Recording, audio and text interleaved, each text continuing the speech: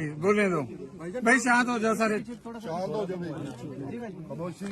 बाबा नानक दी अपरंपार मेहर, एक दानिशमंद वजीर आजम दी इच्छा शक्ति, पठान दी जबान, उधरों ताड़ी दूजे हथ नाल वजाउंदे मोदी साहब दा इस्तकबाल ते ए मुकद्दस लांघा खुलिया। भाई आपको पूरा हाथ डाल लिया आपने। करोड़ों नानक नाम लेवा सिख जगत गुरु हर धर्म दे लोग तृप्त होए, शुकराना करन आया, नजराना देन आया और ये कहन आया कि इस नवजोत सिंह सिद्धू दियां 21 पुश्तां डाकिया बना के बाबा जी ने तार दिया। ना मेरी कोई औकात, ना मेरी कोई जुस्तजू, मेरा कख भी है नहीं इहदे च। बाबा जी दी मेहर, अरदासां कबूल। और अज तुसी देखो करोड़ां नानक नाम लेवा, हर धर्म दे लोग, जगत गुरु धर्मां च नहीं वंडदे, वो कहंदे मानस की जात सब है एक है पहचान वो। 4 वर्णा नूं खुला, अव्वल अल्लाह नूर उपाया कुदरत दे सब बंदे, एक नूर ते सब जग उपजया कौन भले को मंदे। इस करके मैं वजीर आजम दा तहे दिलों धन्नवाद करदा। उन्हां पहल कीती, वो एक कदम तुरे ते दूजे पासों 2 कदम तुर के ए सारी मानवता नूं तार दिता। मैं पहला भी कहंदा सी ਜਿਹੜਾ ਲਾਂਘੇ ਦੇ ਲਈ ਖੜੂਗਾ ਉਹ ਲੱਖ ਦਾ, ਜਿਹਨੇ ਤਨਕੀਦ ਕੀਤੀ ਉਹ ਕੱਖ ਦਾ, ਤੇ ਹੋ ਗਏ ਉਹ ਕੱਖ ਦੇ। ਹੁਣ ਮੈਂ ਇਸ ਗੱਲ ਨੂੰ ਅੱਗੇ ਵਧਾਉਣਾ ਚਾਹੁੰਦਾ, ਇਸ ਗੱਲ ਨੂੰ ਸ਼ਾਇਰ ਦੀ ਨਜ਼ਰੋਂ ਮੈਂ ਅੱਗੇ ਵਧਾਉਣਾ ਚਾਹੁੰਦਾ। ਔਰ ਉਹ ਮੰਗ ਮੈਂ ਪਿਛਲੀ ਵਾਰ ਵੀ ਰੱਖੀ ਸੀ। ਪੌਣੀ ਸਦੀ ਪਹਿਲਾਂ, ਧਿਆਨ ਨਾਲ ਸੁਣਨਾ, ਅੱਜ ਦਾ ਸੁਨੇਹਾ ਇਹੀ ਹੋਆ। पौनी सदी पहला वेड़े विच कढ लईयां कंधां, पौनी सदी पहला वेड़े विच कढ लईयां कंधां। चलो कढ लईयां कंधां, हुण की सलाहां या मैं निंदा। चलो कढ लईयां कंधां, हुण की सलाहां या मैं निंदा। पर एक गल आखनी जरूर चाहना खास, पर एक गल आखनी जरूर चाहना खास। इनू आख लो दुआ मेरी, या कह लो अरदास, या कह लो अरदास। ते ओ गल है, ते ओ गल है कि कंधां होण उत्ते मूरतां प्यारियां दियां होण, कंधां होण उत्ते मूरतां प्यारियां भी होण। कंधा अन्नियां ना होण, ओ कंधा अन्नियां ना होण, बूहे बारियां भी होण, बूहे बारियां भी होण। ते बूहे बारियां चो लंघ आवे दोस्ती ते प्यार, ते बूहे बारियां चो लंघ आवे दोस्ती ते प्यार। साडा मेल जोल होवे यारो, ओ साडा मेल जोल होवे, चले वणज वपार, चले वणज वपार।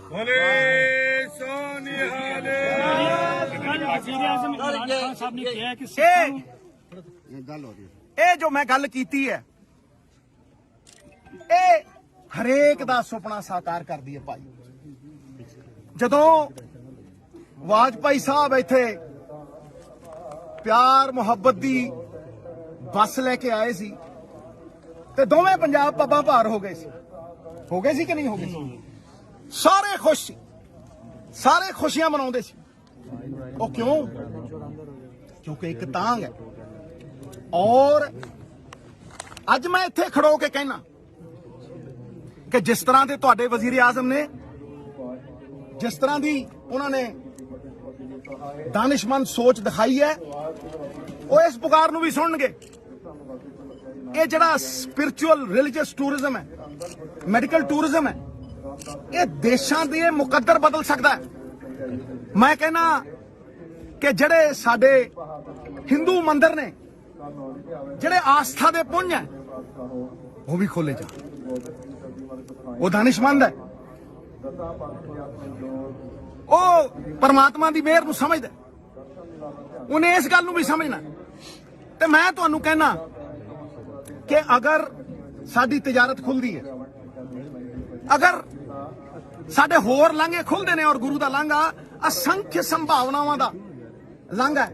ਉਹ ਯਾਰ ਸਾਡੇ ਕਲਚਰ ਇੱਕ ਨੇ, ਸਾਡੀ ਜ਼ਬਾਨ ਇੱਕ ਹੈ, ਸਾਡੇ ਪਹਿਰਾਵੇ ਇੱਕ ਨੇ, ਮਾਂ ਬੋਲੀ ਪੰਜਾਬੀ ਇੱਕ ਹੈ, ਤੇ ਹੋਰ ਸਾਡਾ ਟੌਰ ਟੱਪਾ ਵੀ ਇੱਕ ਹੈ। ਦੋ ਕਰਮ ਘੱਟ ਤੁਰਨਾ ਪਰ ਤੁਰਨਾ ਮੜਕ ਦੇ ਨਾਲ, ਕਿਉਂ? ਠੀਕ ਹੈ ਨਾ?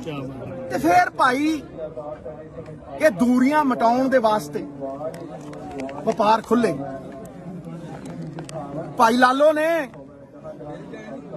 ਕਿਸਾਨ ਇੱਧਰ ਵੀ ਨੇ ਤੇ ਕਿਸਾਨ ਉਧਰ ਵੀ ਨੇ।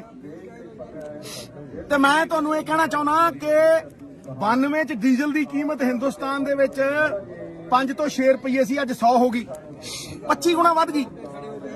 ਤੇ ਉੱਥੇ ਕਣਕ ਦੀ ਕੀਮਤ ਜਿਹੜੀ ਕਿਸਾਨ ਦੀ ਹੈ ਉਹ ਸਿਰਫ 5 ਗੁਣਾ ਵਧੀ। ਕਾਸਟ ਆਫ ਪ੍ਰੋਡਕਸ਼ਨ 25 ਗੁਣਾ ਤੇ ਫਸਲ ਦੀ ਕੀਮਤ 5 ਗੁਣਾ। ਤੇ ਭਾਈ ਜੇ ਅੱਜ ਹਿੰਦੁਸਤਾਨ ਦੀ ਕਣਕ ਜੇ 25 ਸਾਲਾਂ ਦੇ ਵਿੱਚ 300 ਤੋਂ 1700 ਹੋਈ ਤੇ ਅੱਜ ਉਹ ਕਣਕ ਇੱਥੇ ਪਾਕਿਸਤਾਨ ਦੇ 34 ਦੇਸ਼ਾਂ ਦੇ ਦਰਵਾਜ਼ੇ ਦੇ ਉੱਤੇ ਰੱਖੋ ਤੇ 1700 ਦੀ ਇੱਥੇ 3000 ਨੂੰ ਵਿਕਦੀ ਹੈ ਇੱਕ ਦਿਨ 'ਚ। ਜਿਹੜੀ 30 ਸਾਲ 'ਚ ਹੋਈ ਇੱਥੇ ਇੱਕ ਦਿਨ 'ਚ ਹੁੰਦੀ ਹੈ।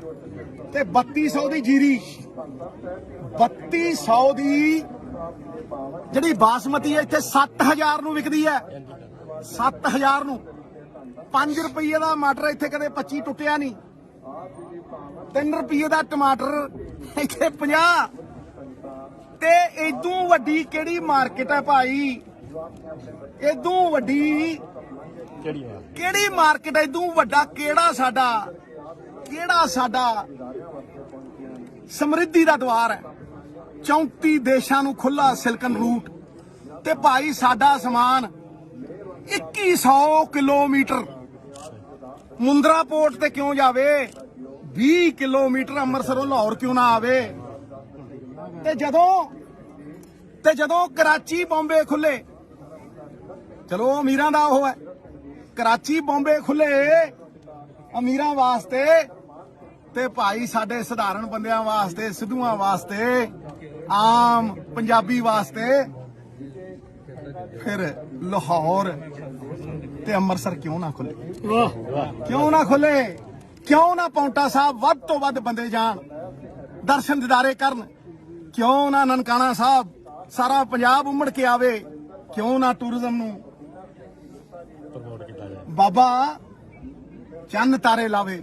ਤੁਸੀਂ ਕਹਿੰਦੇ ਹੋ ਪ੍ਰਮੋਟ, ਮੈਂ ਕਹਿੰਦਾ ਚੰਨ ਤਾਰੇ ਲਾਵੇ। ਨਹੀਂ ਠੀਕ ਹੈ। ਸੋ ਇਹ ਜਿਹੜੀ ਗੱਲ ਅੱਗੇ ਵਧਾਉਣੀ ਹੈ ਨਾ, ਉਹ ਮੈਂ ਵਧਾ ਛੱਡੀ ਹੈ।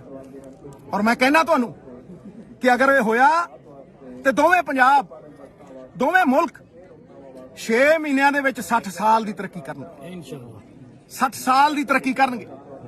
ਇਹ ਸਾਡੇ ਲਈ ਲੋਕਾਂ ਦੀ ਜ਼ਿੰਦਗੀ ਬਦਲਣ ਦਾ ਇੱਕ ਬਹੁਤ ਸੁਨਹਿਰਾ ਮੌਕਾ ਹੈ, ਇੱਕ ਅੱਛਾ ਇਤਿਹਾਸਿਕ ਮੌਕਾ ਹੈ। ਤੇ ਮੈਂ ਮੋਦੀ ਸਾਹਿਬ ਨੂੰ ਵੀ ਗੁਜ਼ਾਰਿਸ਼ ਕਰਦਾ ਤੇ ਖਾਨ ਸਾਹਿਬ ਨੂੰ ਵੀ ਗੁਜ਼ਾਰਿਸ਼ ਕਰਦਾ ਕਿ ਖੋਲੋ ਇਹ ਦਰਵਾਜ਼ੇ, ਖੋਲੋ। ਇਹ ਸਾਡੀਆਂ ਕਿਸਮਤਾਂ ਦੇ ਉੱਤੇ ਕਿਉਂ ਲਾਤੇ ਤਾਲੇ? ਖੋਲੋ ਇਹ ਦਰਵਾਜ਼ੇ। ਇਹ ਪੋਟੈਂਸ਼ੀਅਲ ਹੈ।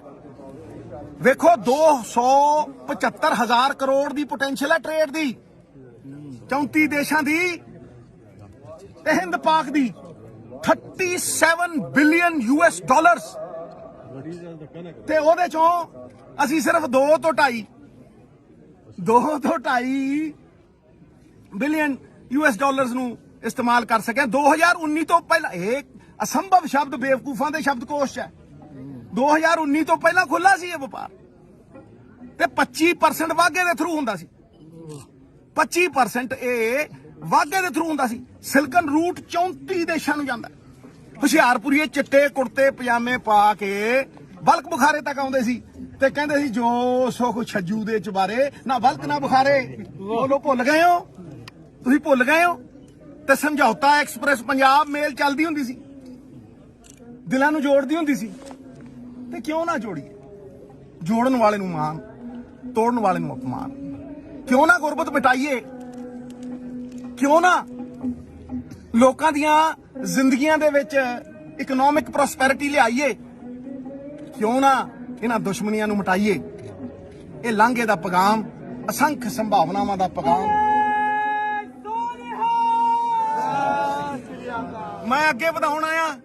ਨਾ ਚੀਜ਼ ਸਾਫਾ ਜ਼ਮੀਨ ਦੇ ਉੱਤੇ ਲਾ ਕੇ ਤੁਹਾਡੇ 'ਚ ਹੀ ਮੈਨੂੰ ਰੱਬ ਵੇਖਦਾ। 3 ਕਰੋੜ ਪੰਜਾਬੀਆਂ ਦੇ ਵਿੱਚ ਮੈਨੂੰ ਰੱਬ ਦਿਖਦਾ। ਇੱਥੇ ਵਾਲਿਆਂ ਨੂੰ ਵੀ ਮੈਂ ਰੱਬ ਹੀ ਮੰਨਦਾ।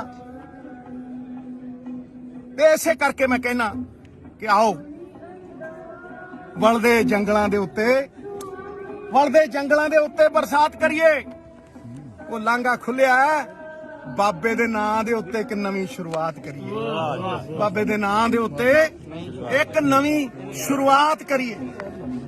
ਤੇ ਮੈਂ ਇਹੀ ਅਰਦਾਸ ਕਰਦਾ ਕਿ ਮੇਰੀ ਇਹ ਅਰਦਾਸ ਕਬੂਲ ਹੋਵੇ, ਕਿਉਂਕਿ ਜਿਹੜੇ ਪਾਸਪੋਰਟ ਵਾਲੇ ਆ ਉਹਨਾਂ ਦੀ ਤਾਂ ਸ਼ਨਾਖਤ ਹੋਈ ਹੈ, ਉਹਨਾਂ ਦੀ ਤਾਂ ਐਸਐਸਪੀਆਂ ਨੇ ਸ਼ਨਾਖਤ ਕੀਤੀ ਹੈ। ਭਾਈ ਉਹਨਾਂ ਨੂੰ ਕਿਉਂ ਰੋਕਦੇ ਹੋ? ਜਦੋਂ ਯੂਰਪ ਦੇ ਵਿੱਚ ਜੰਗ ਹੋਈ, ਇਹ ਹਿਸਟਰੀ ਦੇ ਸਾਨੂੰ ਲੈਸਨ ਨੇ। ਜਦੋਂ ਯੂਰਪ ਦੇ ਵਿੱਚ ਜੰਗ ਹੋਈ ਤੇ ਇਟਲੀ, ਜਰਮਨੀ ਤਸ਼ੱਦਦ ਕਰਦੇ ਰਹੇ। ਪੋਲੈਂਡ, ਸਕੈਂਡੀਨੇਵੀਆ, ਇੰਗਲੈਂਡ, ਫਰਾਂਸ ਦੇ ਉੱਤੇ ਚੜਾਈਆਂ ਕਰਦੇ ਰਹੇ। ਕਰੋੜਾਂ ਜਾਨਾਂ ਗਈਆਂ, ਖਰਬਾਂ ਦਾ ਨੁਕਸਾਨ ਹੋਇਆ, ਬੰਬ ਸਿੱਟੇ ਗਏ। ਤੇ ਜਦੋਂ ਜੰਗ ਖਤਮ ਹੋਈ, ਵਿਨਾਸ਼ ਖਤਮ ਹੋਇਆ ਤੇ ਸੋਝੀ ਆਈ, ਉਹਨਾਂ ਕੀ ਕੀਤਾ? ਸਾਰੇ ਯੂਰਪ ਨੇ ਇੱਕ ਵੀਜ਼ੇ ਤੇ ਬਾਰਡਰ ਖੋਲ ਦਿੱਤੇ। ਤੁਸੀਂ ਪਾਸਪੋਰਟ ਵਿਖਾਓ, ਇੰਗਲੈਂਡ ਤੋਂ ਫਰਾਂਸ, ਫਰਾਂਸ ਤੋਂ ਆਸਟਰੀਆ, ਆਸਟਰੀਆ ਤੋਂ ਪੋਲੈਂਡ, ਜਿੱਧਰ ਮਰਜ਼ੀ ਜਾਓ। ਬਰਕਤ ਆਈ, ਇੱਕ ਕਰੰਸੀ ਬਣਾਈ ਯੂਰੋ। ਅੱਜ ਉਹ ਤਗੜੀ ਜ਼ਬਰਦਸਤ ਕਰੰਸੀ।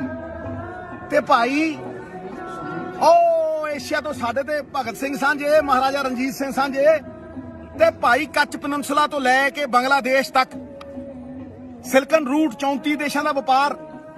ਉਹ ਸਾਡੀ ਗੋਭੀ, ਇੱਕ ਮਿੰਟ, ਸਾਡੀ ਗੋਭੀ, ਇੱਕ ਮਿੰਟ ਯਾਰ, ਸਾਡੀ ਗੋਭੀ,